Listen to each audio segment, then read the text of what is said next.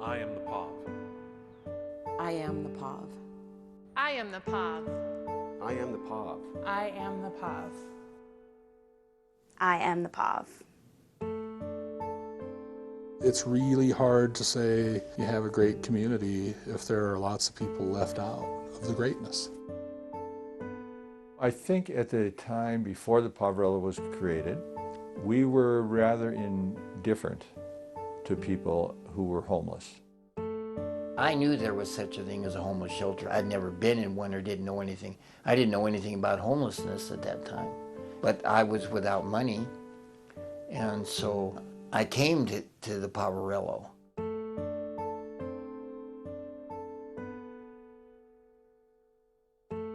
A group of people called lay Franciscans came together in prayer to try and involve their lives in the way of St. Francis of Assisi, who was a man of the poor. They became very concerned and started to make a movement to create a space where people could be fed, and then eventually where people could be housed temporarily. And they just started without any fanfare, and eventually it became what it is today. I was a truck driver, and I got a job in eastern Montana, Culbertson. I hitchhiked there. They hired me over the phone, and I've been in Montana practically ever since. Now I've gotten old, I can't work.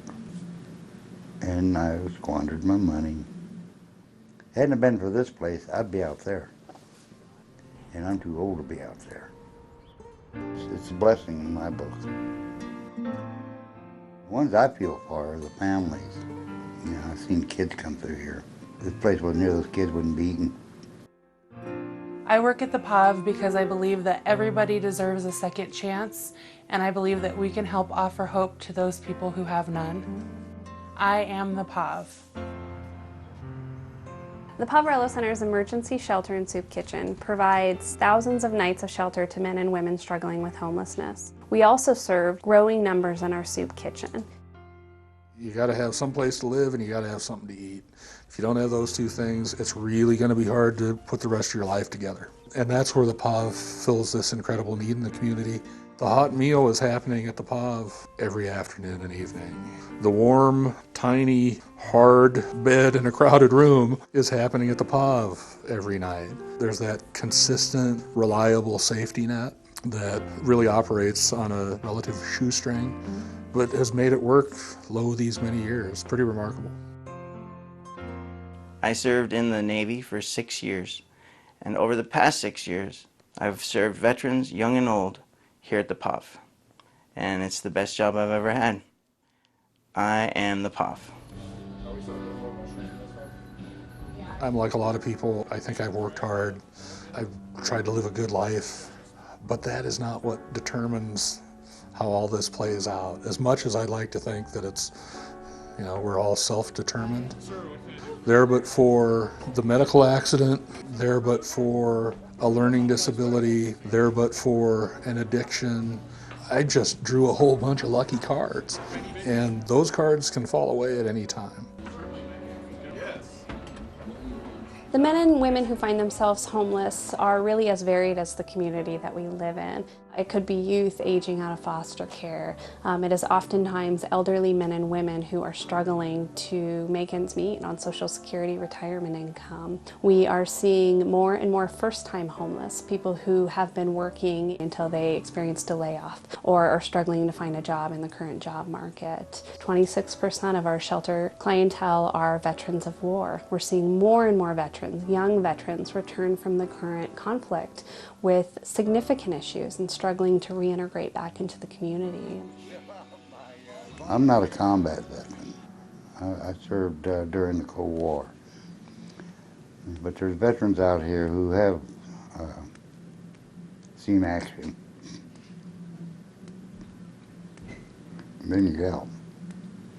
And this is the place here for them to come to get that help if they want it. One of the things that the POV is great at doing is helping everybody regardless of their circumstances, sort of meeting people where they are and hooking them up with the services that they need to lead a more healthy and self-reliant life. Our homeless outreach teams focus on serving chronically homeless men and women living on the streets. While we know this is a smaller population of individuals experiencing homelessness, it's also a very important population to reach. Our success depends on building positive relationships. But it's not about just handing out material goods. It's about having conversations to get a sense of what these folks' lives are like. And a lot of times, some of the barriers involved in folks being on the streets includes alcoholism, mental illness. Yeah, you know. People oftentimes leave institutions like a state hospital with not a lot of follow-up. I'll catch up with you again, James, okay? And so they're very challenging cases that oftentimes have fallen through the cracks. It's giving us a chance to come in and use our relationships that we've already built so that we can help figure out some better solutions down the road for the people that are on the streets. I'm going to bring him some food today and check in on him, and I'll bring him some food. I think one thing I've seen over the years is that the line separating people who are employed and have health insurance and have their health with people who do not and who are on the street is a very thin line, and it gets thinner all the time. The truth is, people who are homeless, who have chronic illness, die significantly earlier than the rest of us. Partnership Health Center operates a healthcare for the homeless clinic here in the emergency shelter facility. It really allows people to address their chronic health needs. Being able to really help people stabilize their health often involves what it would for any of us, a couple of weeks on bed rest or recovery from a surgery in a supportive, clean environment. When clients first walk in the door, how are we going to respond to them? You know, if this is the first time that they are homeless, they're in a state of crisis and they may not be in a place where they're actually ready to go that in depth for an intake and identify what they want or need. Ultimately, people have to be very motivated to move on to the next better possibility in their life, which typically is stable housing and employment. We require people to work hard with the case manager, to set goals and to meet those goals to reside with us. So getting them connected with the community resources is going to be able to help them in the long run rather than just this kind of emergency situation. People who are staying here participate in a chore, they assist in the soup kitchen and with cleaning and maintenance of the facility.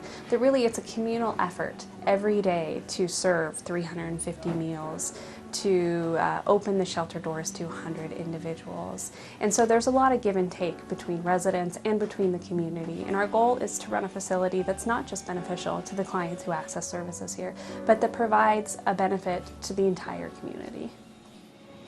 I work in the kitchen, and when we put out lunch, I want it to look beautiful. I want it to be a Kodak moment. I'm trying to talk to the residents here doing their chore that that's what I want from them so that they can take personal pride in themselves.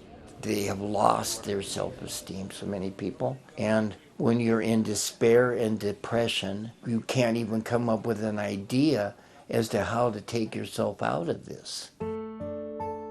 Even as we in Missoula work on long-term solutions to homelessness, we will always need a homeless shelter that operates with compassion and courage and high standards. And I think the POV is among the best organizations working on behalf of people most in need.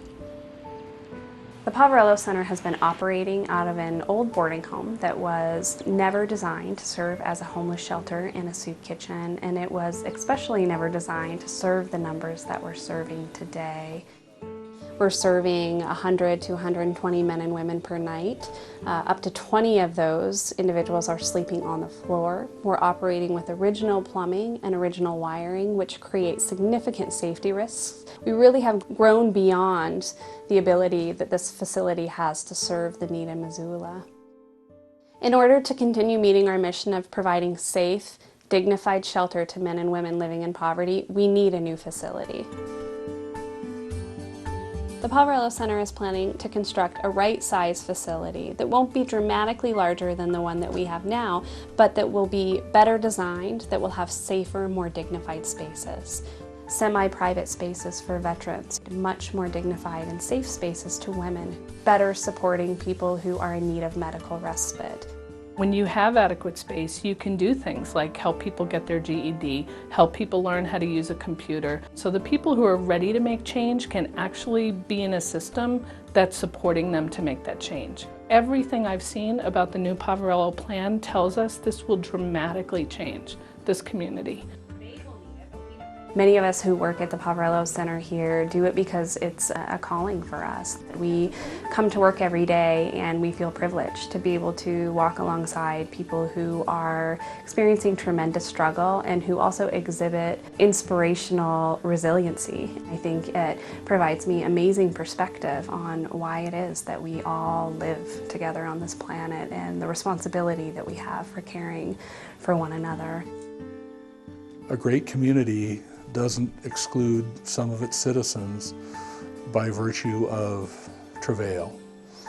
We take care of one another, and when we do, I think we're at our best. And when we're at our best, we are the POV.